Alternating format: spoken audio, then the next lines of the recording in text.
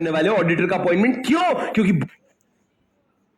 5 उस समय अगर अपॉइंट करते तो होता। ये तो सर ये तो स्पेशल बिजनेस हो गया ना, क्योंकि आप ईजीएम बुला रहे हो और ईजीएम बुला के आप क्या करने वाले हो? ऑडिटर का अपॉइंटमेंट। क्यों? क्योंकि बोर्ड फेल हो गया।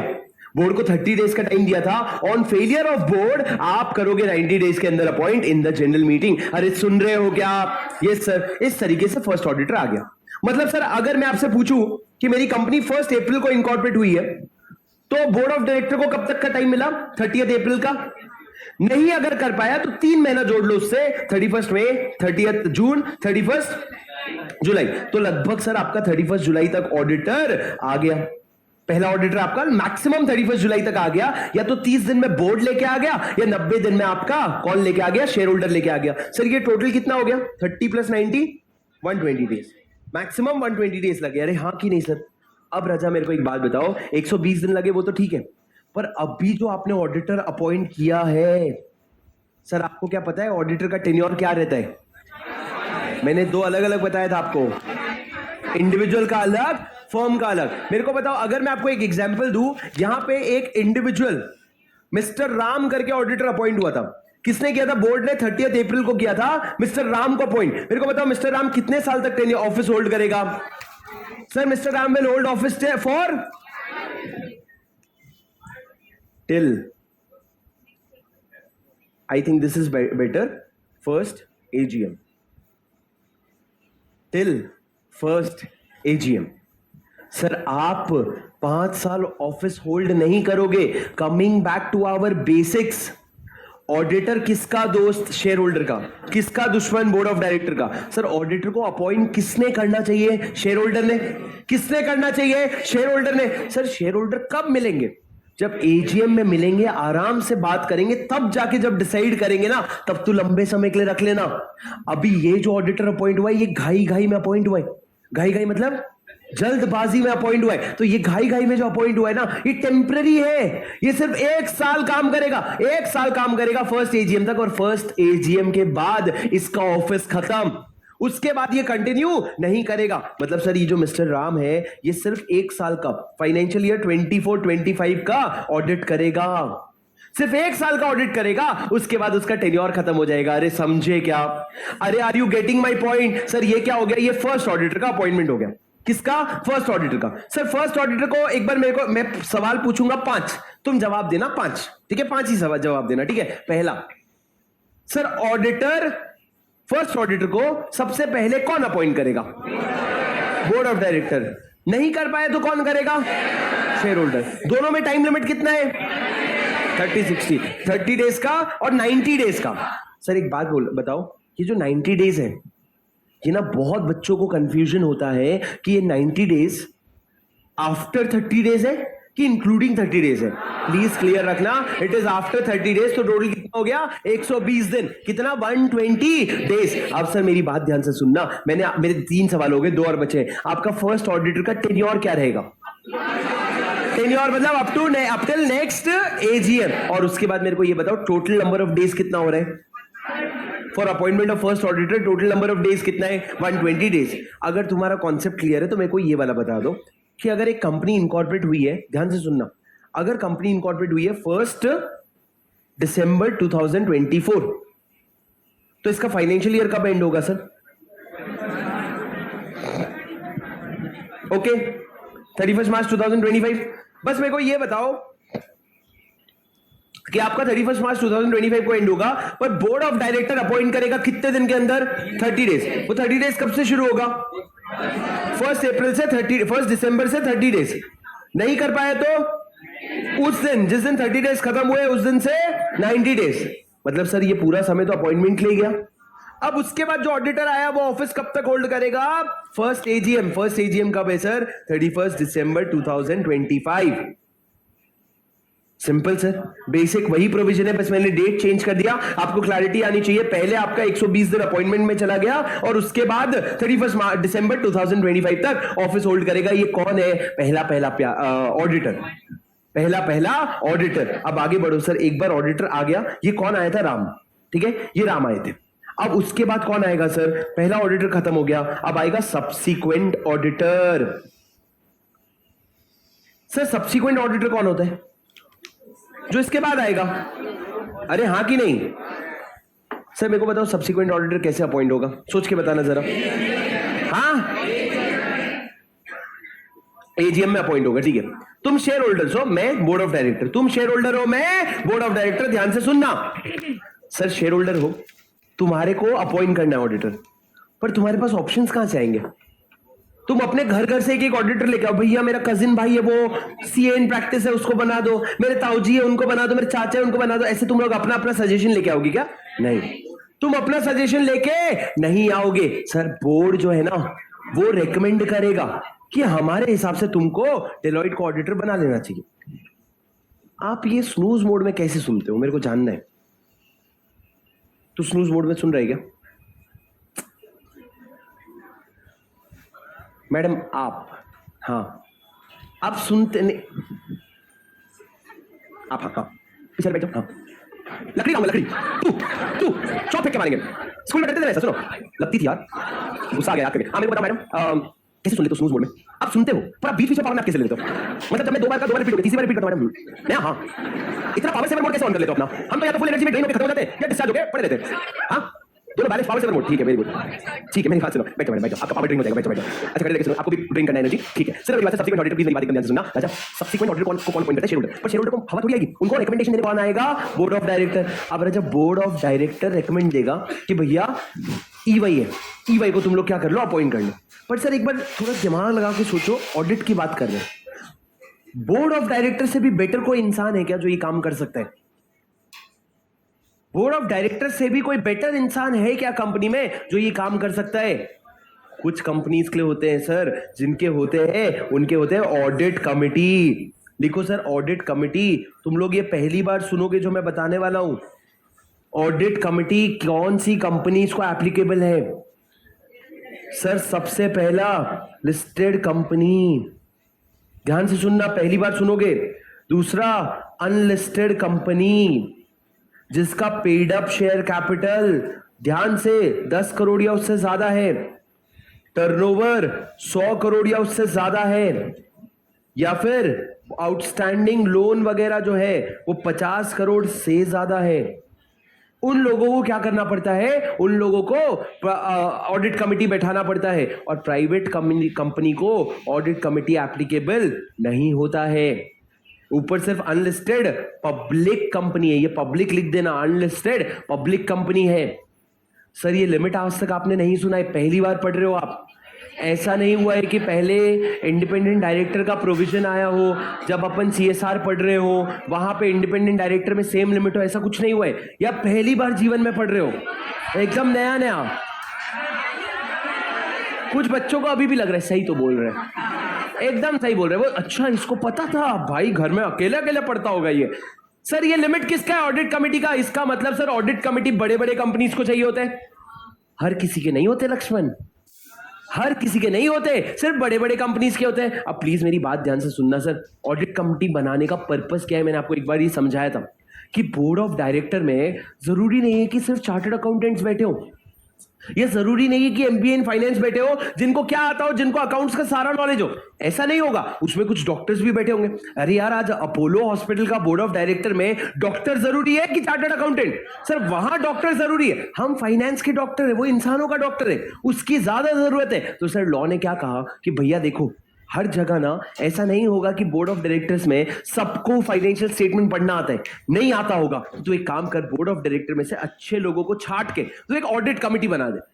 ऑडिट कमिटी सारे काम करेगा, ऑडिट कमिटी काम करके बोर्ड ऑफ डायरेक्टर के पास लेके जाएगा कि बोर्ड ऑफ डायरेक्टर मैंने ये किया है, चलेगा क्या? बोर्ड ऑफ डायरेक्टर हाँ या ना बोलेगा। अब मेरी बात ध्यान से सुनना सर प्लीज। सर अब आपका क्वेश्चन क्या है, सब्सिक्वेंट ऑडिटर कहां से आएगा? पहले तो एक इंडिविजुअल आ गया सर राम, हमने फर्स्ट एजीएम तक रखा, अब हमने बोला अब हम किसी बिग फोर के पास जाते हैं। तो क्या किया, मेरी बात ध्यान से सुनना सर, सब्सिक्वेंट ऑडिटर का प्रोसेस नोट्स में लिखते जाना मेरे साथ ध्यान से। सर ये हो गया आपका ऑडिट कमिटी, ये कौन हो गया? Audit committee. ऑडिट कमिटी सोचेगा कि भैया मेरे को ऑडिटर किसको बनाना है। सर जिसको भी बनाना है वो बना सोच के एक रिकमेंडेशन देगा, किसको? बोर्ड ऑफ डायरेक्टर को। फर्ज करो सर क्या रिकमेंडेशन दिया मैंने, ऑप्शन डाला पीडब्ल्यूसी का। किसका? पीडब्ल्यूसी का। ऑडिट कमिटी आया और बोर्ड ऑफ डायरेक्टर को बोला हम पीडब्ल्यूसी को ऑडिटर बनाना चाहते हैं। सर क्या सिनेरियो हो सकता है? या तो बोर्ड ऑफ डायरेक्टर ओके है या तो बोर्ड ऑफ डायरेक्टर ओके नहीं है। सर अगर बोर्ड ऑफ डायरेक्टर ओके कि बोला हाँ यार पीडब्ल्यूसी सही है, तो क्या होगा? तो अब बोर्ड ऑफ डायरेक्टर अपॉइंट कर देगा, वो लेके जाएगा शेयर होल्डर के पास और शेयर होल्डर को क्या करेगा? रेकमेंड करेगा। सर फाइनल अप्रूव कौन करेगा? फाइनल अप्रूव कौन करेगा? सर शेयर होल्डर करेंगे कहां पे? एजीएम में। और एक बार एजीएम में अप्रूव हो गया तो वो ऑडिटर क्या बन गया? आप तुम्हारे कंपनी का सब्सिक्वेंट ऑडिटर। सर ये कब अपॉइंट हुआ है मेरे को बताओगे? एजीएम में। मैंने क्या बोल दिया? हाँ मैंने बोला ये फर्स्ट एजीएम में बन गया आपका सब्सिक्वेंट ऑडिटर। सर मेरे को बताओ ये एजीएम कब हो रहा है? ये पहला एजीएम है।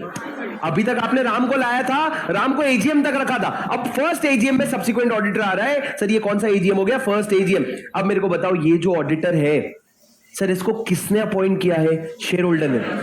सर किसने अपॉइंट किया है? शेयर होल्डर ने। अब मेरे को बताओ अगर शेयर होल्डर ने अपॉइंट किया है ये कब तक ऑफिस होल्ड करेगा? सर ये ऑफिस होल्ड करेगा till for 5 years। Sir 5 years मतलब कौन से एजीएम तक?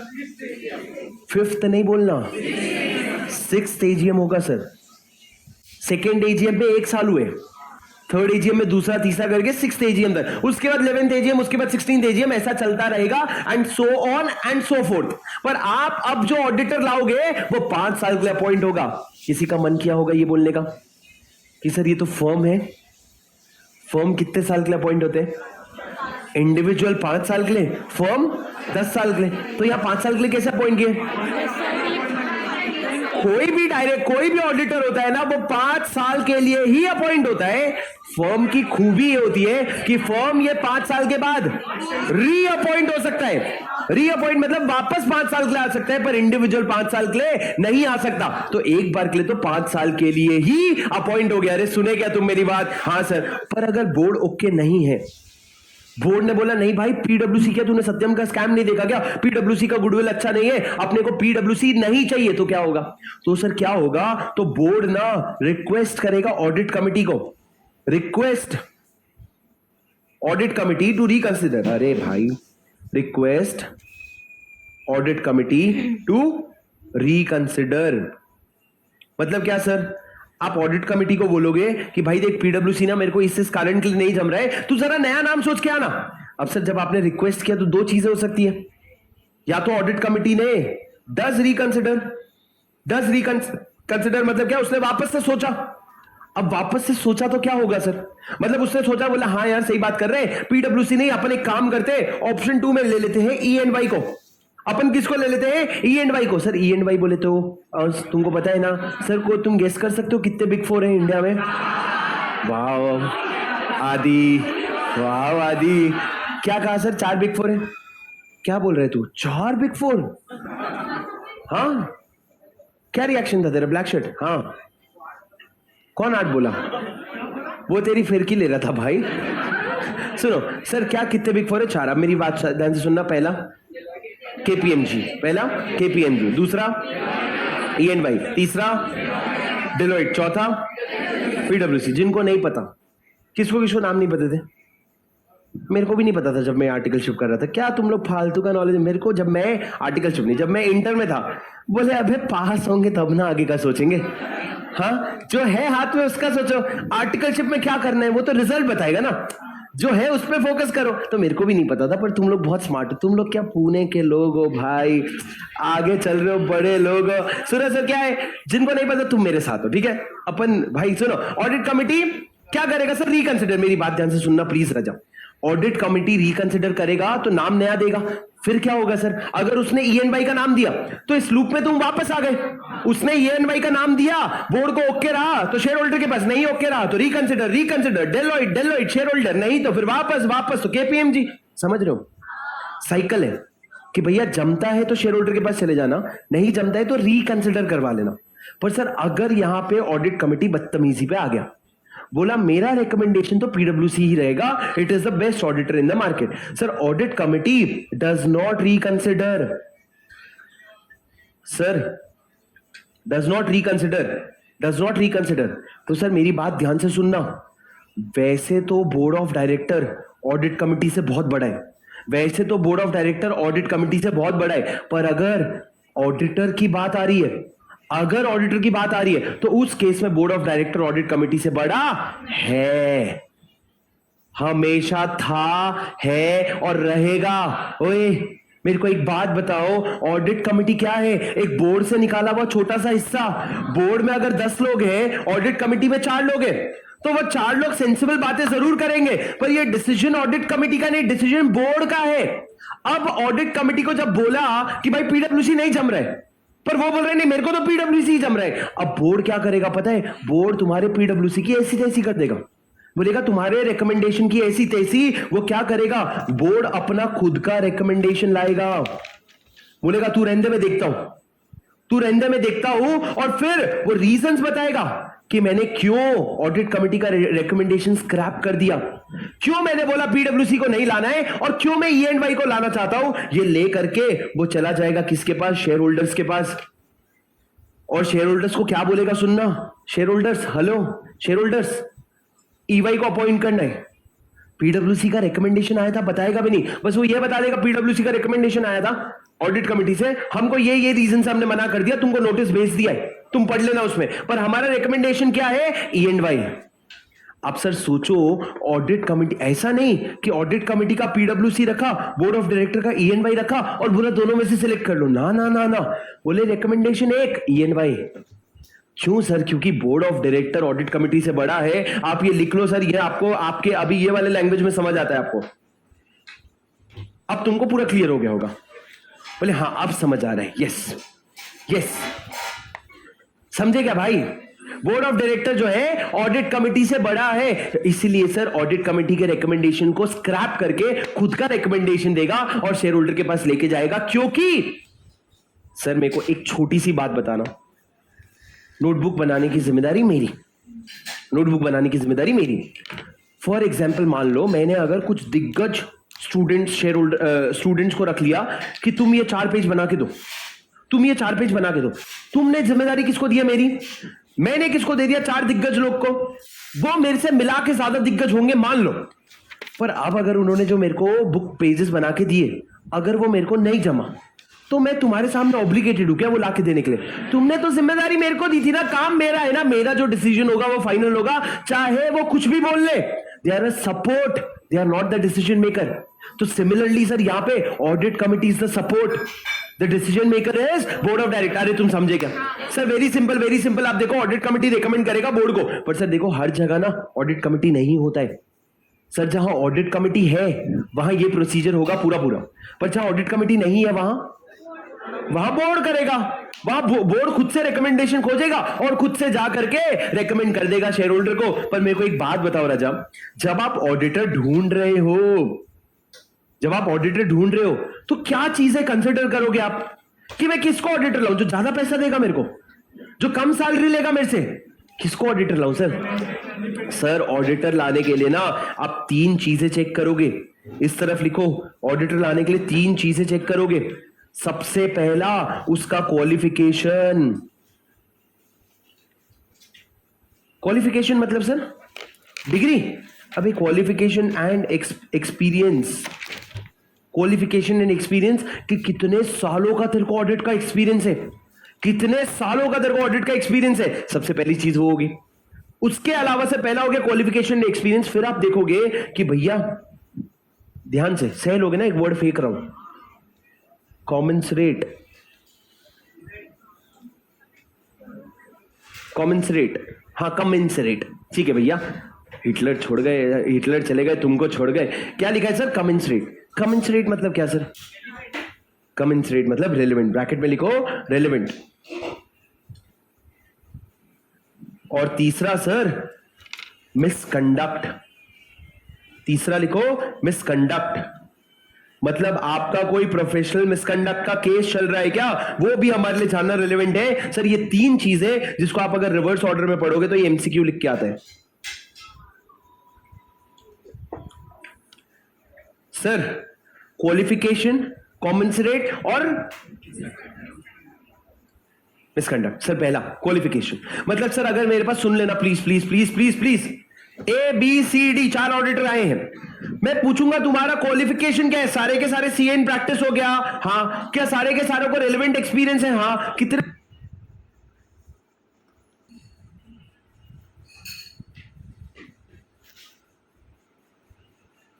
मिसकंडक्ट सर, पहला क्वालिफिकेशन मतलब सर अगर मेरे पास, सुन लेना please please please please please, A B C D 4 auditor आए हैं। मैं पूछूंगा तुम्हारा क्वालिफिकेशन क्या है, सारे के सारे सीए इन प्रैक्टिस हो गया, हाँ, क्या सारे के सारों को रेलेवेंट एक्सपीरियंस है, हाँ, कितने साल का एक्सपीरियंस है, बहुत साल का एक्सपीरियंस है। मैंने बोला तेरा 15 साल, तेरा 18 साल, तेरा 20 साल, तेरा 21 साल। मैंने बोला ठीक है भैया, सबका एक्सपीरियंस ओके है। उसके बाद हमने बात किया सी, कॉमन्सरेट। कॉमन्सरेट मतलब, मेरी बात ध्यान से सुनना सर, मेरी बिजनेस क्या है पता है, मैं मूवी थिएटर चलाता हूं। मेरी बिजनेस क्या है, मैं पीवीआर हूं, मैं PVR I know. Welcome to Spiker Sound.